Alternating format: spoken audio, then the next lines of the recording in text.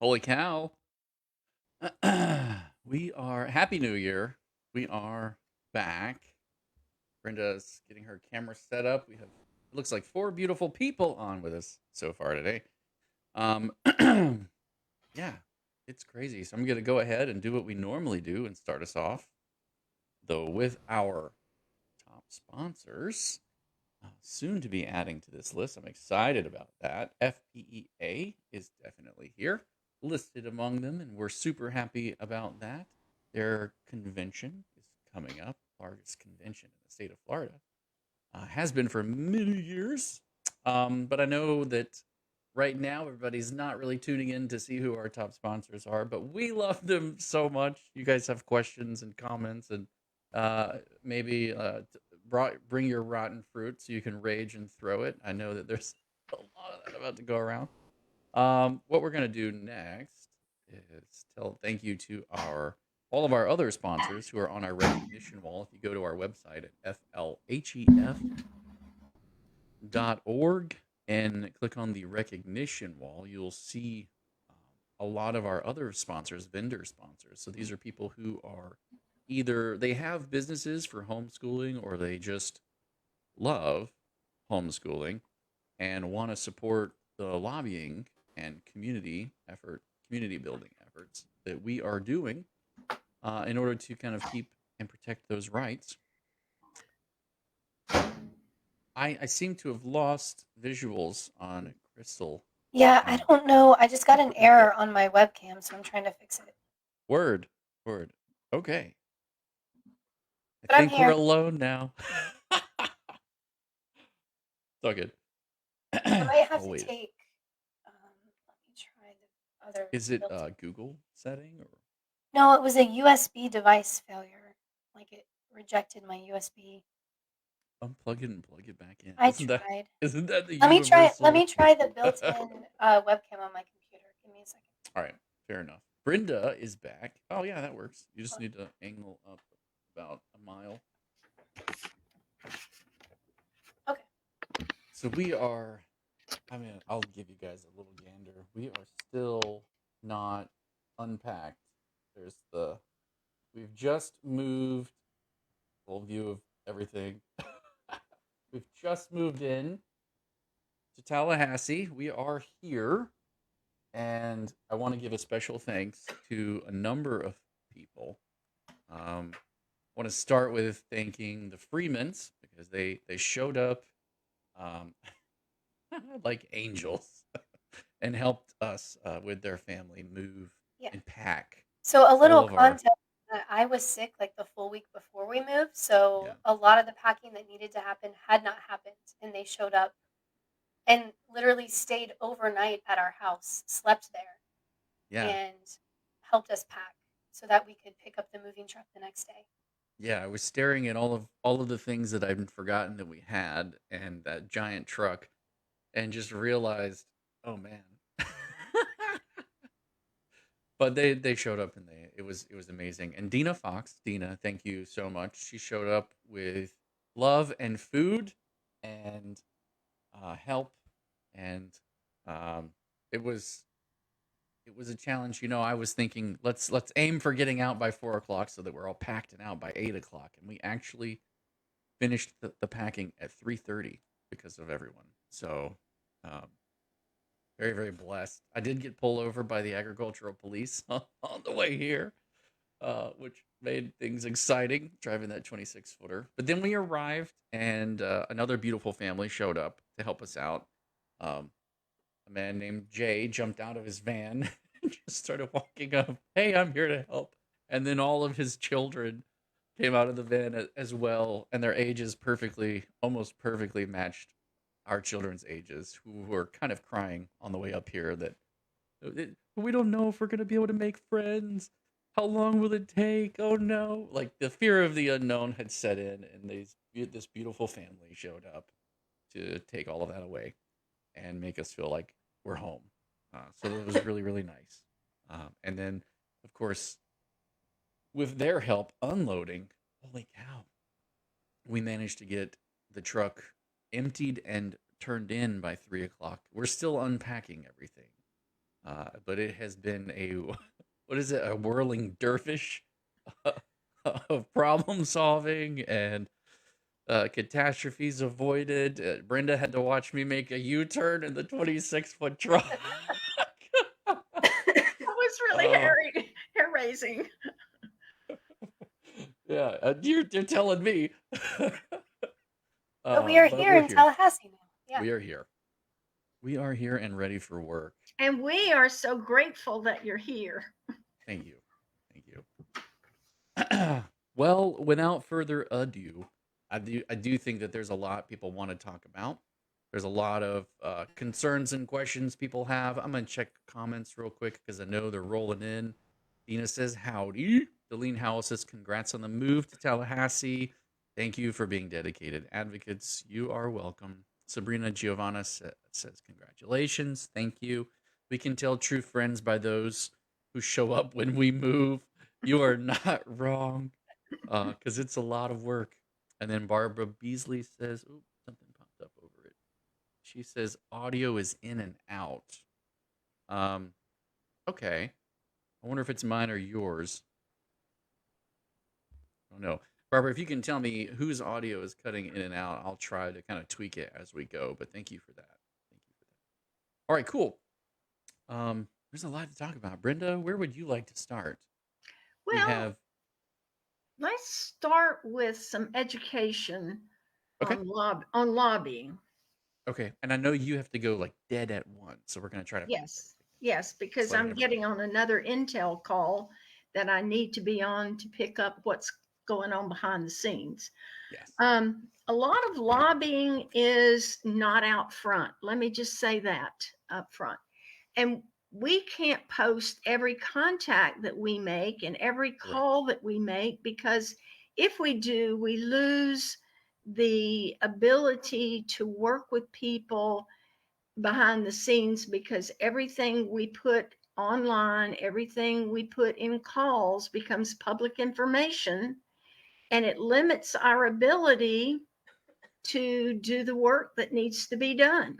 So if people think that HEF is not working because they don't see what we're doing, that's simply one of the hazards of being a good lobbyist. I have the trust of staffers. I have the trust of legislators. Yes. I have many uh, cell phone numbers for key legislators that I need to get in touch with. But I'm not going to give a step by step of what we're doing, because if we do, we It could lose our get influence, yes. and then people don't trust us. Mhm. So I know there's a lot of discussion going on. I don't know who the individuals are. Thankfully, I'm not taking care of that. Crystal is, and I I see. don't have to know who the people are. All I get is what issues they want to get fixed. And so let me let me encourage you to know that we're hearing what you're saying. Yes. We're taking note of it.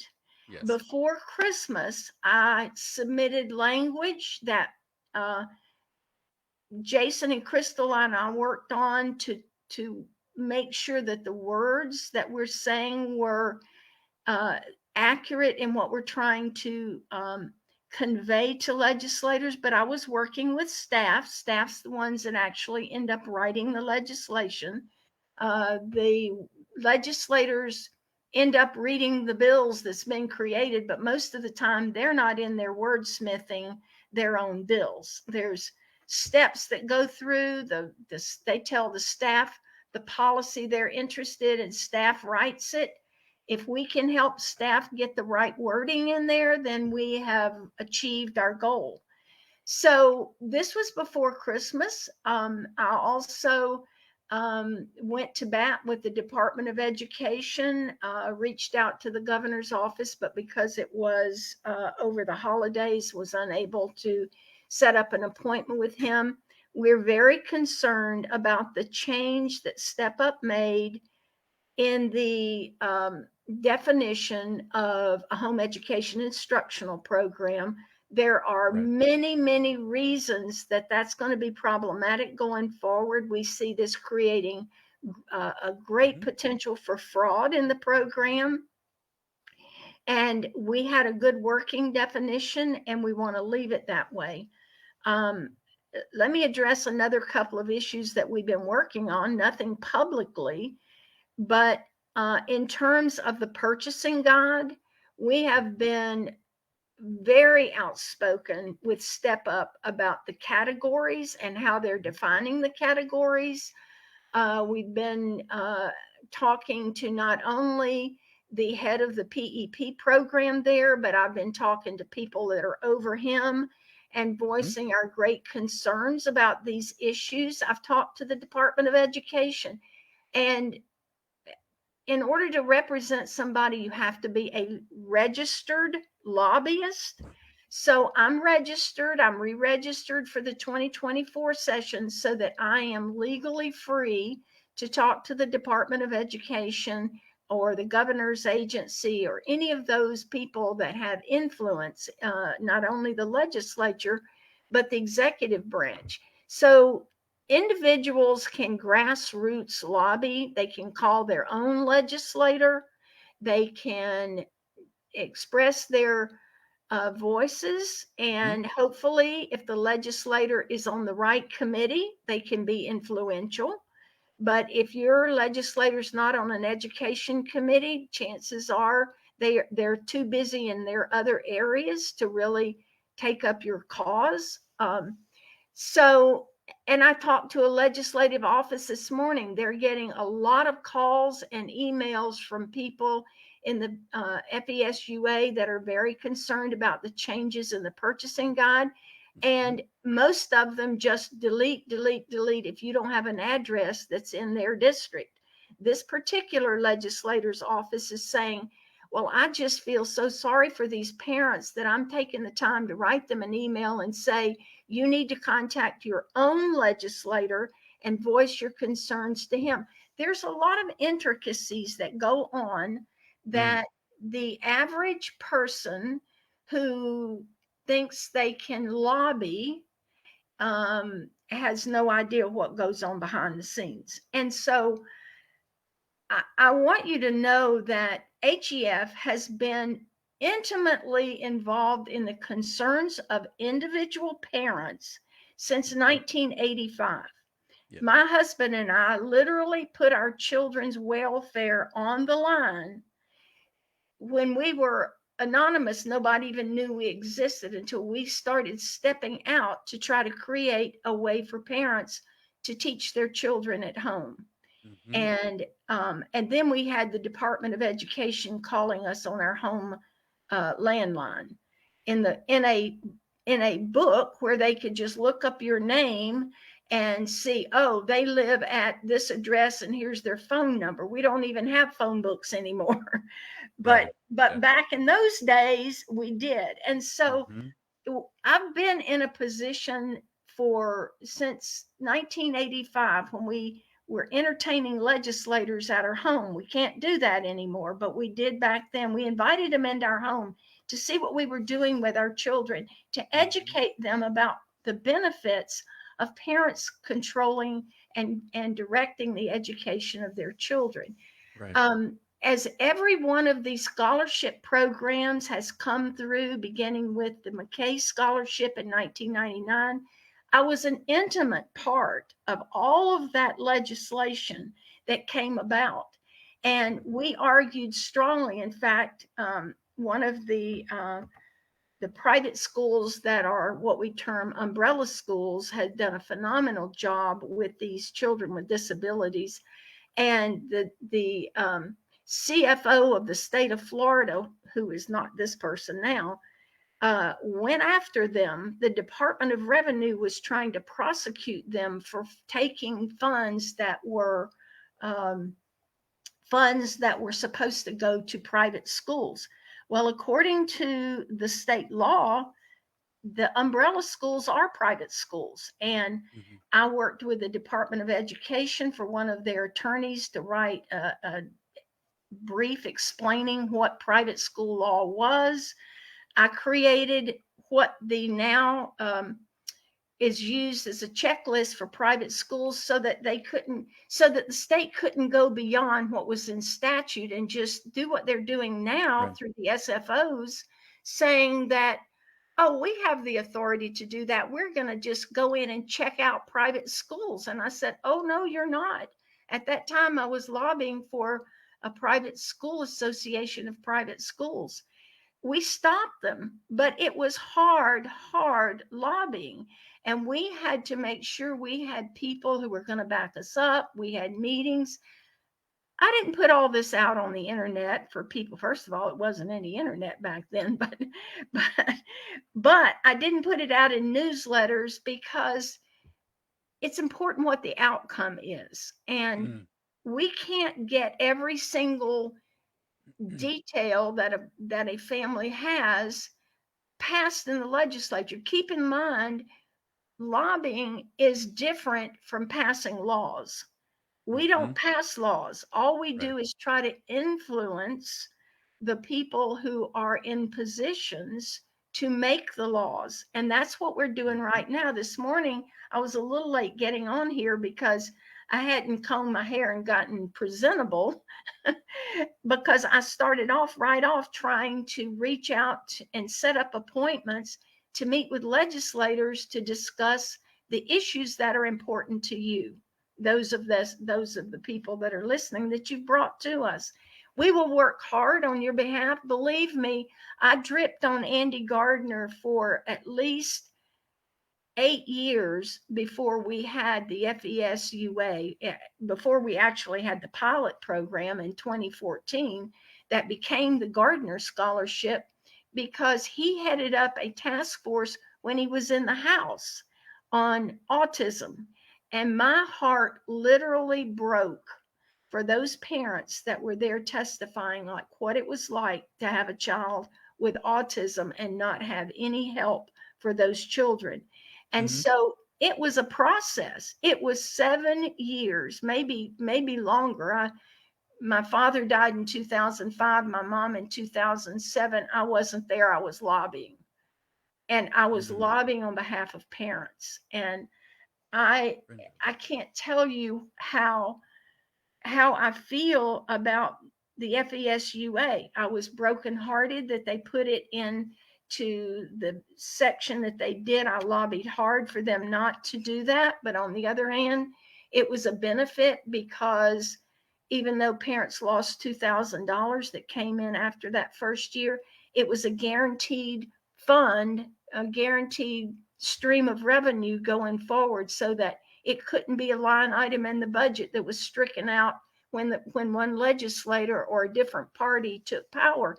There's a Interesting. lot of Trade-off. complicated things that go on, and there's a lot of Mhm.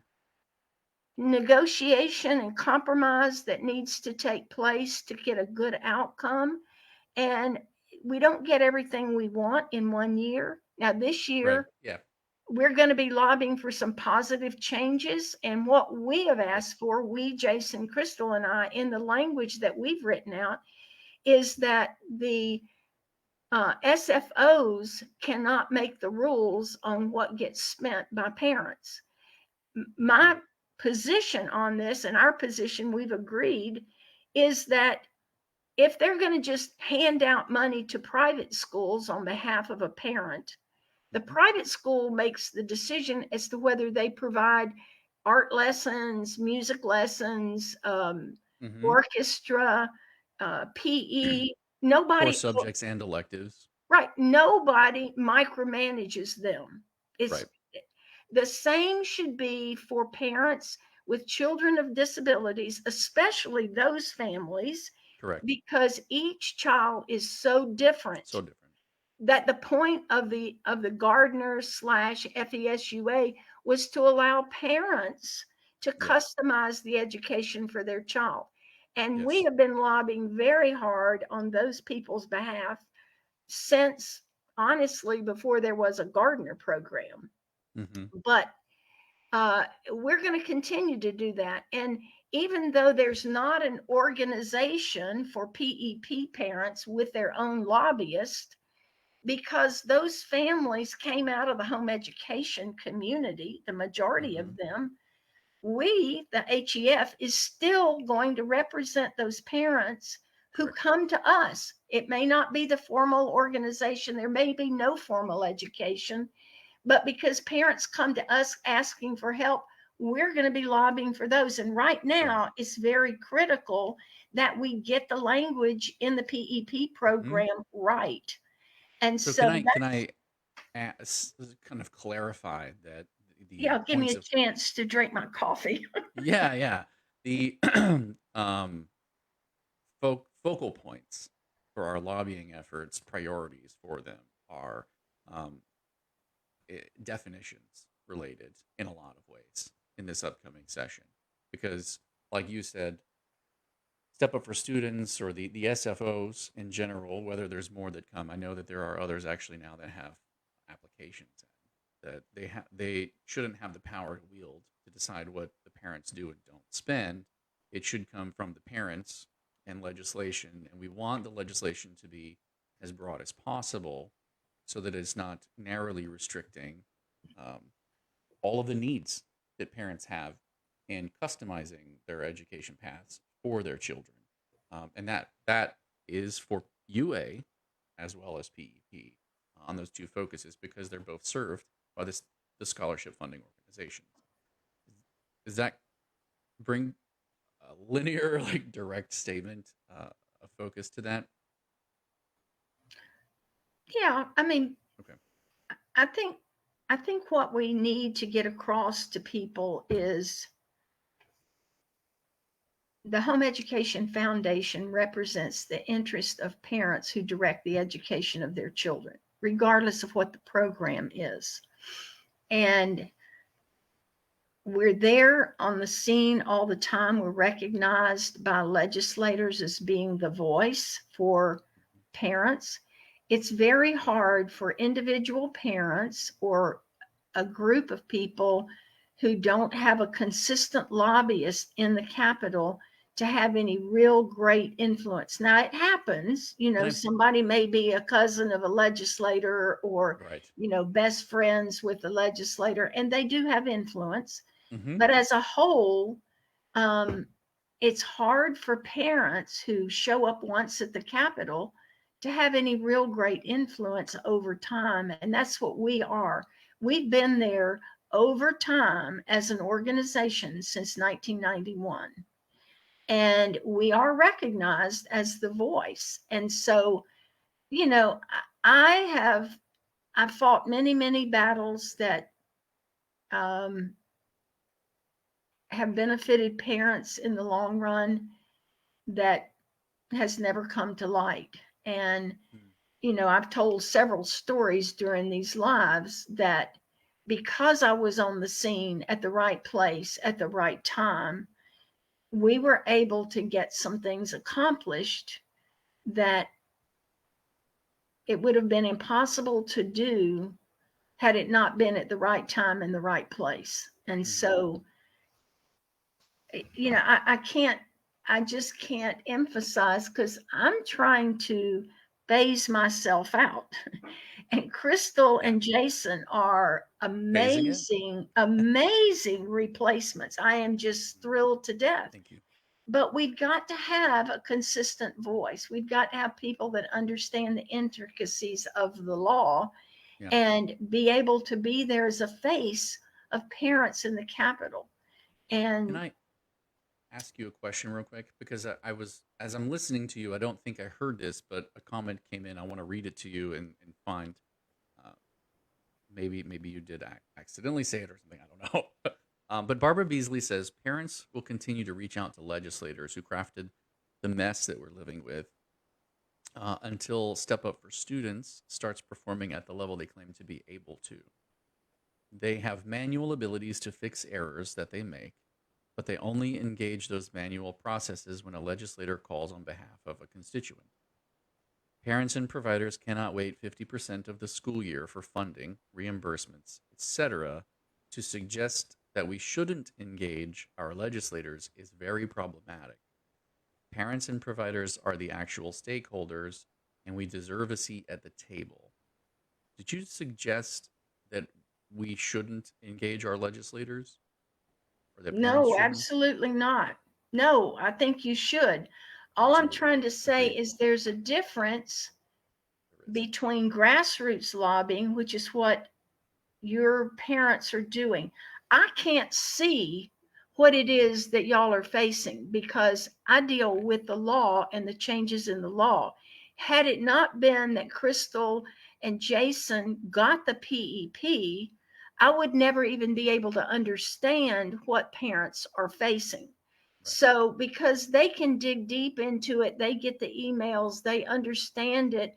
We have that added benefit of understanding what you as parents across the state that applied for FESUA or Hmm. PEP are facing. And we're Yes. grateful. Let me repeat that. We are grateful for parents to voice those concerns Yes. because otherwise we wouldn't be able to bring that to the attention of the legislators. And to that point, one of the reasons why I built the forum into the website, which is not something that we had before. We had the blogs and we had the newsletters, but we didn't have a forum where people could go and interact and engage. They can literally post something and get votes and comments on it. The reason why I wanted that is because that can be an external facing thing that we can make reference to when we're trying to demonstrate the importance and impact of something. That doesn't mean you need to abandon your Facebook groups. By all means, it has been expressed to me that these are private spaces where only UA parents or only PEP parents, and they can voice their concerns without being afraid that someone's going to uh, come after them for what it is they may say positively or negatively. That's fine. That's absolutely fine. But make use of our forum whenever there's an issue that you want heard, and come and post it there, and bring your fellow people to vote it up, or tag on it, because it can be something. We already have someone from Step Up for Students who watches the forum, so that we even put together a post for them to highlight issues parents are running into, as well as things that would make a quality of life improvement. For it would be really nice if it had this or this Can I searchability. can I Yeah, just add a couple things to that? So certainly. Brenda mentioned that Jason and I have PEP for our kids, which is one way that we're able to keep on top of, the intricacies of the things parents are facing. We didn't want it. We have board members for HEF Hmm. who have children on UA. So this is a concern that has been voiced to me, that because Jason and I have kids on PEP, that we can't possibly know what the UA Mm, families are facing. So I just want our community to know that even though Jason and I don't have UA for our children, hmm. we are in regular direct communication with several parents who are working with HEF who do use UA. So we are keeping on top of concerns from parents for both of those. But that said, our forum for UA, we have a section in our forums for UA, and it has not been very engaged. Not many Right. parents have come to that section of the forum. So the PEP FAQ section of our forum is very active, and there's a Hmm. ton of content that I put in there. But I literally built those posts out of actual questions that were emailed to us Hmm. that I was answering so frequently that I decided to just make a post It that could becomes stay that I easier. could send people to. Hmm. So I haven't had those questions coming in for UA, so I haven't had content to build a UA FAQ. So Hmm. if you guys want to help me out in that sense, if you have questions and concerns about UA, message us through the forum or the website. You can go directly to the forum and Sure. post your questions, or you can email or message them to us. And Hmm. I can build an FAQ for UA that we can send people to that would be a helpful resource. I just need to Yeah, know the burning questions that you guys really want answers to so I could build that certainly. out the way that I did And for P. and I think what you're saying kind of speaks to an answer to one of Barbara Beasley's next comments, which is PEP is and should remain separate and different than UA, and I agree for the most part. If you don't understand UA and you don't live with it, how do you effectively advocate for it? You I have to yeah, I remember think that I HEF isn't just me and Brenda. Crystal, like Crystal pointed out, our board is what 80%, 75% have UA uh, in their families. So it is definitely something that is near and dear to our hearts and close, and that Brenda has been close to for the beginning and will be a focus. I want to kind of create a hierarchy, though, of like maybe a mental hierarchy of priority. Our first and foremost focus is on parents directing education. That touches UA, that touches PEP, that touches home education.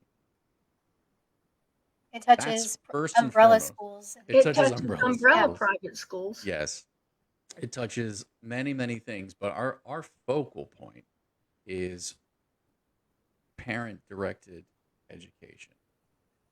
And that's important because it's not just UA, it's not just PEP. Uh, it it touches all of those things, but it's because it serves a more broader look at home education as a whole. And I want to Yeah, and if address one more thing. Go ahead. oh, I just wanted to also add about um, parents reaching out to legislators. We Sure. have um, always encouraged that. In fact, I was just in the Facebook group for PEP today, sharing the links for people to find their representatives because that is important. The legislators do need to hear the parent voices. Parent voices just serve a different purpose than the lobbying voice serves. Um, it's still important to have both. And I think that's what So, Brenda was communicating is that what we're doing on the lobbying side is a different aspect. But we were not at all trying to say that parents should stop reaching out to legislators. No, Because not then at when all. we go to lobby, we are able to reference all of the parent contacts and say, this is why we're presenting this wording or this legislation change. This is why we're coming to you about this. Those parent voices just help amplify the importance of those causes. So please Hmm. don't stop contacting your legislators. We're just trying to Absolutely. communicate that what we're doing is a different angle, coming a different function that we're serving than what the Hmm. parents reaching out is. and let me add something here is in the past when I've lobbied for specific things, when we know parents who have those issues, I will call them and ask them to come to the Capitol to speak on the bill on a particular issue because parents Yes. have the ultimate voice of reaching their legislators. Yes. Lobbyists lobby a lot of different legislators. We're not a constituent. Constituents, meaning somebody that lives in the district of the representative, has a very powerful voice. And I spend a lot of time, maybe you haven't gotten a call from me because of maybe I don't even know who you are. I don't know that you have an issue. That's why the forum is important. We're trying to build a Yes. list of people so that when we do get a notice that there's going to be a bill heard of importance in the committee, we can look into our list of supporters for HEF, those that are on our list, and say, hey, if you live in Representative Renner's district, we need to know your name. Do you have an issue? Can you come to Tallahassee? You can't imagine how much time I spend Yes. trying to find the right people to come to the Capitol. And it's especially important if you live in the district of those members sitting on the committee. So if you have an issue, I just, as I mentioned, maybe I didn't say it online, but I was talking to an aide for a representative this morning to try to set up a call. I mean, a meeting with a particular member that has influence. And they said, we're getting all these emails and calls from people that are unhappy about the PEP or the instructional issues, the way they've defined them. And they don't even, I'm going to tell you this, you don't believe it, but it goes into trash if you don't live in their district. So all of the emails at times, and we know this coming from way back in the 80s, blasting legislators with emails from people that are not constituents has a very negative effect. In fact, there were two bills filed back in 1985. And at that time, Craig and I were going to every function we could so we could contact and meet representatives. And we happened to be standing in a group where one of the sponsors of the bill that didn't pass said, my office phone was so jammed today, I could not even make a phone Yep. call. He said, I will never do anything to help homeschoolers again. And he said, and they don't have any idea what they're talking about. So, legislators, honestly, I've learned to talk, and it's a negative, in bullets, because that's how they communicate. You can't go into great long explanations of what the problems are. You need to bullet your comments so that they can quickly read them and get the gist of what you're saying. Remember, they sit on 8, 10 committees. They've got all the people from all those committees on legislation they're trying to keep up with, and they're not going to spend a great deal of time with you. They will if you're in their district. But if you're not in their district, I've watched them. Letters come in, they don't have an address on it, they go into the garbage can. This is back in the paper day. Well, And it's the even same easier thing is, now to just ignore emails. Oh my yeah, they just ignore emails or put them in trash. So I would love to work with these groups to help them be as effective as they possibly can be, because I've had years of experience, coming up on 40 years of experience doing this. Well, And I'm not doing it because I'm selfish. I'm trying to help you be effective, because we need all the voices out there, those that can explain how this is affecting their particular family. And we need to have a message of how can they fix that. And that's why it's important for all of us to be on the same page. If we can agree on what we need, the language we need to put in the bills to fix everybody's problems, it's so much better to have us all saying the same thing than 10 different people or 10 different groups up there giving a different message. The legislators don't know what to do. And they've said in the past, and this was in the early days when we were not organized, they said homeschoolers don't know what they want. So then they're going to go back to the Department of Education, or they're going to go back to their right. trusted sources, and then parents have no influence. So I'm just trying to give you the benefit of my years of experience. I'm not looking to be great or well known or anything else. I wasn't called to do this job because it paid well. I wasn't called to spend my life doing this because I was going to be famous. I'm doing it because I have a heart for parents and for children, and I want the best for both of those people, regardless of which of the programs you participate in. So, so all these people that are trying to do something to benefit their children, believe me, I'm on the same page with you. And I have a grandnephew that is on the spectrum. I have a niece who was the poster child for the Gardner Scholarship, who is Down syndrome. I understand what these families are going through, and it is very heart wrenching. Mm-hmm. I understand. And I'm fighting for you. I'm fighting for, the family members that we have those issues with.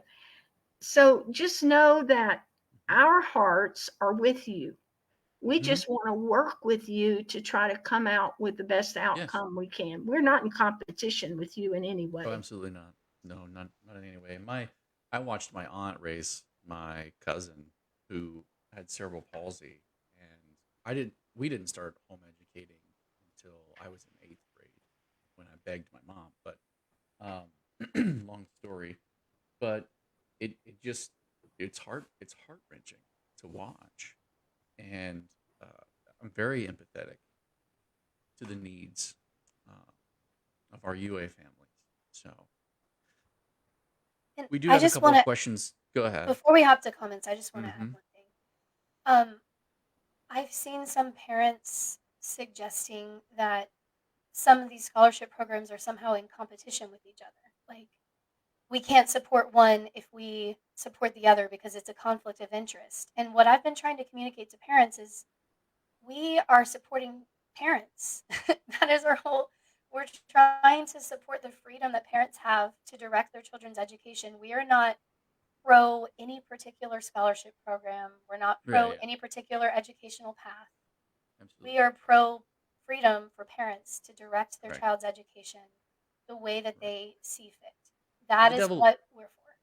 and the devil's in the details, obviously. So I do think it's important to um, address those, though. Thank you so much, so much, Brenda.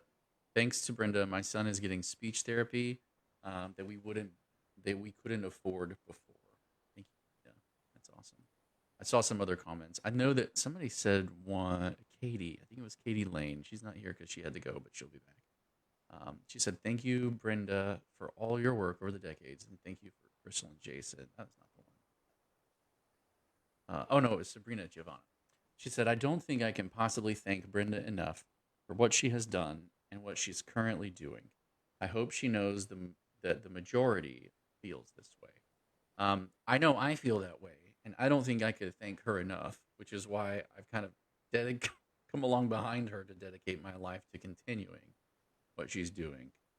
I love you so much, Brenda, for all of the sacrifices that you've made. Mentioning that when your parents passed, you missed that because you were there lobbying kind of breaks my heart because I understand that sacrifice and I feel that deeply. And I want people to remember as we argue on Facebook or we go back and forth, we aren't keyboard warriors, random anonymous people. We're humans. Everybody on every end is human and we all make mistakes. Sometimes we get upset and we get really frustrated and then we go, oh, I didn't see that line there in legislation. My bad. Let me back up and change the conversation a little bit. I think it's important that we're able to admit when we make mistakes. I think that should go all the way around. I'm definitely willing to do that. I know that I have had times where I just show Brenda some of the communications that we have, and I'm like, hit me over the head. Tell me where it's wrong. Help me correct me. Um, and we have difficult discussions, even here. And I think that's important that we're able to do that, and that the unity that we have is an elasticity that allows us to stay unified, even though we might need to stretch a little bit, or flex a little bit, or bend a little bit. I think that's critical. Um, so Barbara Beasley has another comment. She said, "Are you advocating that they slow down the growth of scholarships until SFOs demonstrate that they can effectively fund and manage the ones they have?"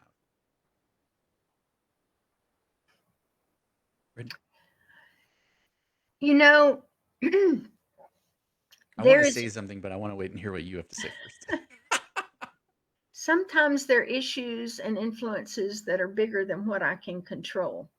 And this is one of them. I Hmm. think we voiced back in the beginning that we were not in fact, I told this to the speaker. Homeschoolers do not want money. Hmm. We'd rather have our freedom. And it was a Hmm. total shock. But some of these issues are coming from a national level. And Right. some of our legislators, the key leaders in our state, want to be the first in the nation to have this scholarship or that Hmm. program or whatever. That's not something that I can influence. And I don't think Barbara can influence it either. I mean, together, we're not going to stop what the agenda is at the governor's level or the speaker's level. This is Right. coming from higher up than I have the authority to influence. What we can do is try to put pressure on the SFOs, which we have been trying to do since PEP came into being. It was a program we couldn't stop. We Hmm. didn't advocate for it, but once we could see that they were going to do it anyway, the best we could do as the Home Education Foundation was trying to protect the right of parents who didn't want money, and that program wasn't put into the home education law. We created a separate category. I did a lot of lobbying, and fortunately, the powers that be listened to me. I don't know who else was saying the same thing. I don't know who else was influenced. I only know what I did. And that's the way it is a lot with lobbying. There may be different people lobbying on the same issue, but I can only tell you what I've done and what influence I can see that I had. Mhm. So they came out with a second version of HB1 and It is created, 1250. based on the legislation written that I showed them that they should do, we came out with a separate category for PEP, for ways for parents to meet compulsory attendance in our state. It was a victory. Then we could work on the details of the PEP. There were many things I wanted to see in that bill, but there's also a very powerful group that has the philosophy: push the legislation through and come back and fix the problems the next year. That's what Right. we're in the phase of right now: fix the problems that they That's created in the glitch first bill. year. Right. So we Yeah. will be very outspoken and influential, not ugly, but No. I'm making connections right now. That's what I was doing this morning with Yeah. people who know important people who can help us. And these are parents, these are people that have the FESUA. This particular gal, believe it or not, I met this mom when she was in the 7th grade. And I went to speak to a homeschool group, encouraging them to get involved in campaigns. And she and her mom walked the district of John Stargell, who was running for the House and the seat, and a seat in the House. They walked 13 districts, and this young lady said, when they asked, "Why are you out here doing this?" She said, "Because it affects me." And Wow. he won every um, precinct that they walked. So, yes, parents are very effective. Now Yeah. she has 4 children with special needs. She's connected to a lot of different groups.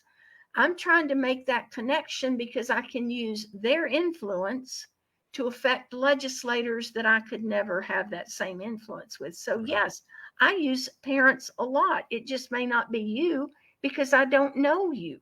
If you let me And know that brings us you, back to the forum.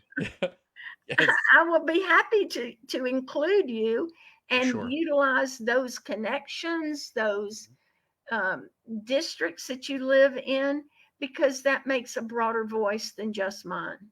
It does, and we get to see names and often, and we get to know the stories, we get to know the people, and we get to know, oh wow, this person should really hear from that parent. This person should really hear from that parent.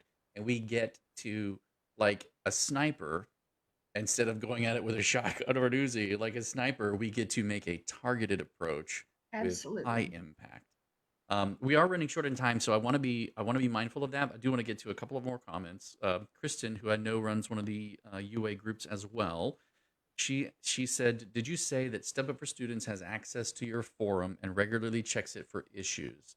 Let me clarify that. We have been working with the director of PEP, and we have given him access to the forum so that, and we have put a special when we were workshopping some of our ideas on these calls, we thought it might be easier to keep a list in a place where he can just access it instead of having to go through a million different emails to piecemeal together the different pieces of advice coming.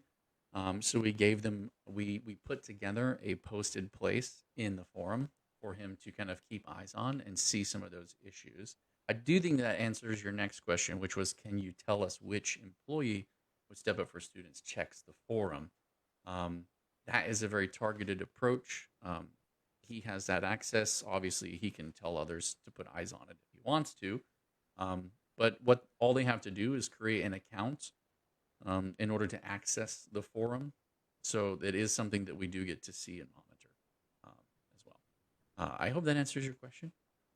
Good questions. Melissa Stanchek says, when will the next session be that will address FESUA and PEP bill? And what are your thoughts on the proposed bill that came out last week? I believe she's referring to the instructional materials language that was introduced. Let me read you what Crystal, Jason, and I are going to be lobbying for to go into the FESUA and the PEP. It may not look like this at the end, but this is what we're handing them and saying, this is what we want to see you do. The language would be added in under 1002-395, and it's in the section that addresses the responsibilities of the SEF, of the SFOs. We're going to put eligible nonprofit scholarship funding organizations shall not impose spending caps or restriction for how the parent chooses to utilize the student's allotted funds that is not specifically limited in statute. Mm-hmm. They are not elected officials, and the only authority they have is what is actually in the statute. So that's our arguing point. They weren't elected officials, and because they're not, they have to follow the law, but we don't have any input or influence. That's why we have to go to the legislature and say, this is what we need to put in the statutes. And we've argued, I've been on the forefront of this too, for the expansion of the ways parents can use their money in the FESUA program for horse therapies and things like that, that is not in the minds of the legislator. But a parent came to us, explained why that was an important thing for her child. We found a way so that it was not going to be abused or fraud created. And we found a national organization. If somebody who does horse therapy is part of that organization, then a parent can choose them and spend their money on it. Yes, we constantly are looking for ways, if a parent brings it to us, that we can expand those ways of expending. But we don't want the SFOs to be able to arbitrarily make decisions on the catalogs and what you can spend your money. I don't even think that the list of those things for instructional materials makes any sense. There are things that are in there that should not be part of instructional materials. Part of the problem is they don't understand home education. And so we need to go to the legislators who do, or have friends that do, so that they understand how important it is to give parents that flexibility. Yeah. And they're trying to fix problems before they become problems. They're micromanaging the home education parents' rights in these programs, which I'm very upset about. Yeah, just to add to Barbara that, Beasley says one second, just to add to that, the language that Brenda read, we are lobbying to have it added to the UA statutes and the PEP statutes, the one Correct. that restricts the SFO. So it's going to go Correct. into 1002.395 and 1002.394 is what we're Right. lobbying for. Go ahead. Barbara says the horse therapy is already covered, but the statute is wrong. PATH certification is for individuals, not just facilities. Health insurance, including Medicaid, covers equine therapy, and Step Up for Students has covered it for years. We like that addition. Okay. Yeah, we are. You do have to go, and I want to be sensitive to that. I'm probably going to stay on a little bit that way I can catch comments if I need to and address any of them. I think her question was about the bill that, what was it, HB 14, like the one that was just released. Yeah. 14. Well, there wasn't a question there, but I don't. Well, she asked, like, what are we lobbying for in regards to that? Like, some Oh, comments the other specifically question. mentioned. Yeah.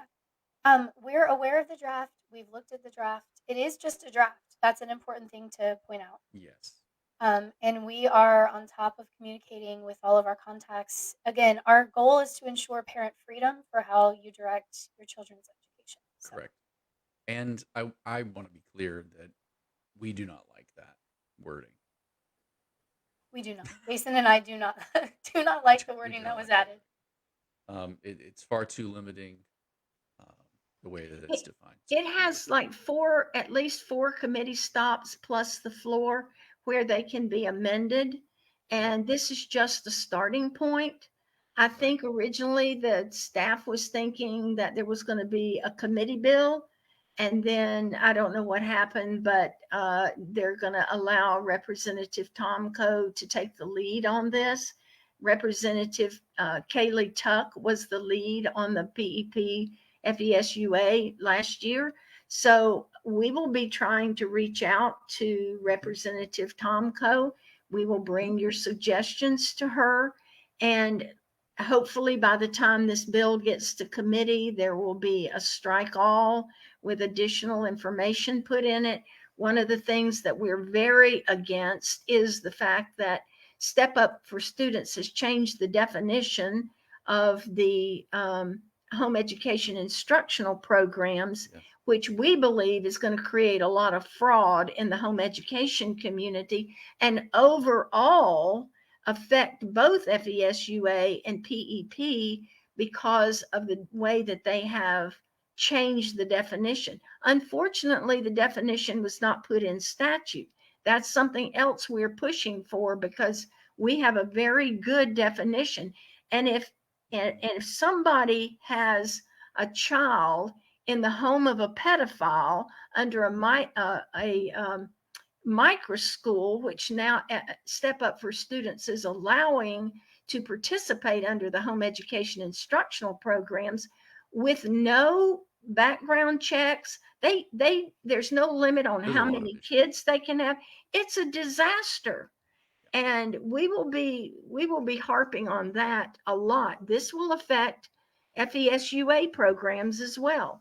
But I if think. you Oh. don't have criteria set up in statutes for those things, it's the wild, Mhm. wild west. And Yeah. so that is a really important issue for us. Yeah. And It is Jason, one as you o'clock, know, and I know you. I got to go. I know. I'm going to get more intel. I know. Okay. Cool. I do want to say right as you're leaving, that the definitions or the suggested definitions of instructional materials and equipment as equipment, I think it's too narrow. It doesn't include any of the electives, and that's kind of what Brenda was alluding to at the beginning of our podcast today, which is if the private schools are just given the funding and they're able to make these decisions for their students, why aren't parents who are responsible for building these programs for their own children given the same freedom and access, so to use the scholarship funding in that way? So that's the direction we're going with the push. Bye, Brenda. Love you. Thank you. Bye, Right. Brenda. And I hope that answers the questions. So, oh, I It's gonna forget bounce when our she faces leaves. around. Yeah, it does yours. My face is I'll just fine. turn off my camera. I'll keep talking with. Okay, Yeah. you're here in spirit. If there are any more questions, throw them in. Brenda, Dina dared me to grab the guitar and play it. She was like, "I'll pay you money." Oh my goodness. Um, we're still unpacking. We have a lot of work to do. Many phone calls to get on. And the important thing that I want parents to understand from today's live Yeah. stream is that we are staying on top of everything that's coming through. Mm-hmm. If you have a concern of something that you're not sure we've seen or you're not sure we're aware of, please reach out to us. We want to Please. hear from you. You Yeah. can contact us through the forum. You can contact Yeah. us through our email. You can contact us through the direct message feature on our website. But Mm-hmm. if there's something that you're nervous about, that you're not sure if it's being handled, let us know so we can make sure that it's one of the things that we're lobbying for and addressing and making sure that it gets covered because we may Yes. not know every little nuance of things parents are facing. There are some parents who are facing more, I was going to call it a fringe issue, but it's a very important issue. It's just not as many people are facing it. Parents like Mm-hmm. Deline Howell, who are still Mm-hmm. facing an issue where one student was approved and the other wasn't. So for this entire school year so far, one of her kids has not had funding. Yeah. And there's no logical explanation for that other than it was some kind of glitch that Step Up still hasn't Mm-hmm. addressed. And we have been in contact with everybody we can at Step Up, and no one is getting back to us. So that's another issue that we're continuing, Mm-hmm. and we're going to see what other contacts we can reach out, and we're fighting for her. But if we Mm-hmm. don't know about those issues, then we can't fight for them. So please Yeah. We still want you to reach out as the parent. That's important, like Brenda explained.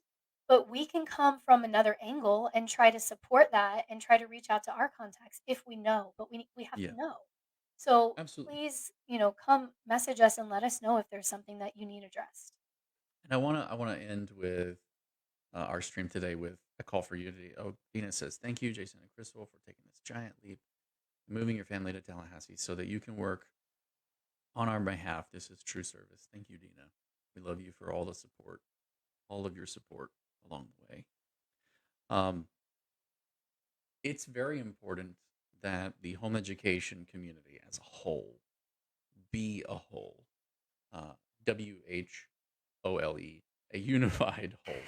Um, and when we go to advocate, that the infighting that it might seem we have, uh, can be put aside, because it's very, very important, very, very important Yeah, and the that last our thing voices unify to protect the rights of home education. Period.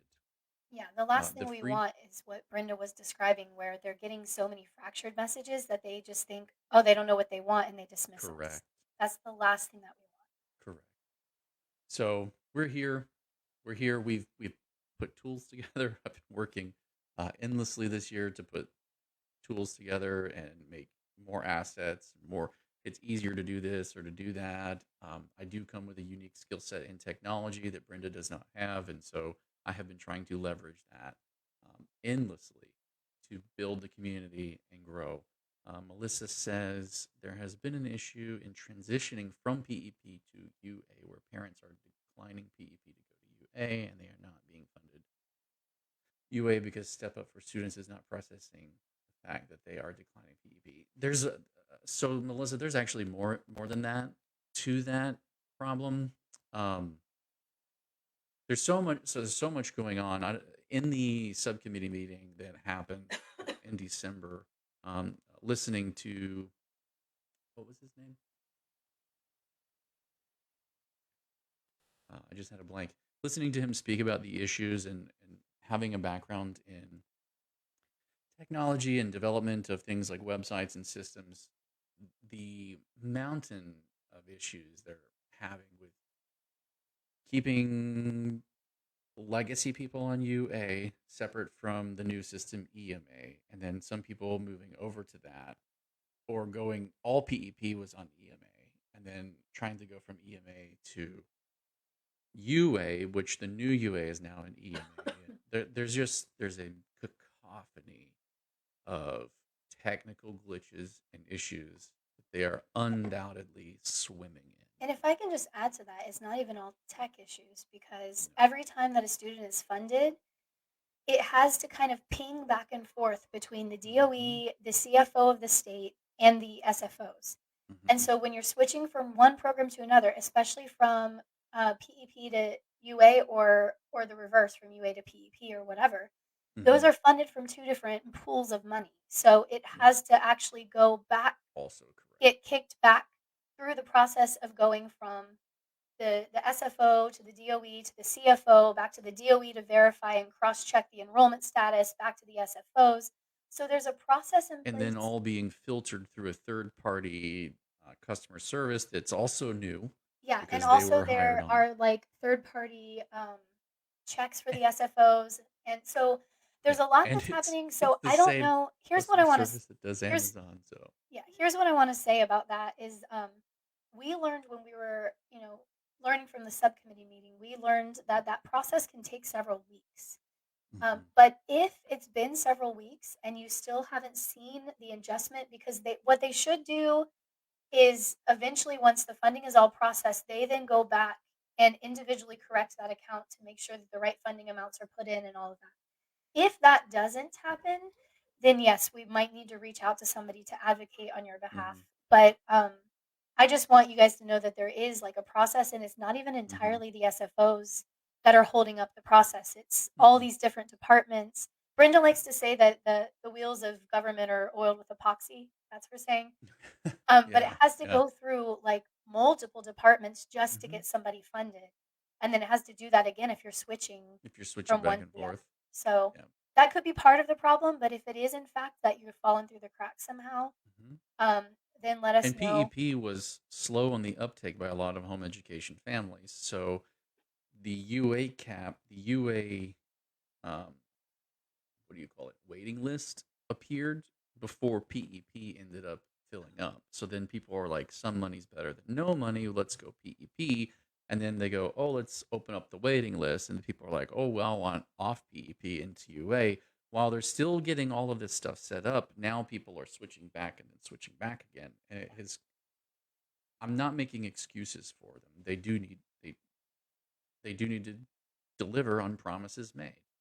They do. But Yeah. I just want to caution conspiracy theories or hostility Not that because we're it's implying that this particular commenter has that. We've just heard them no, elsewhere. Yeah. no, I'm not implying that at all. Just we've seen a lot of other things going around though, but just caution on the approach because it isn't necessarily malicious.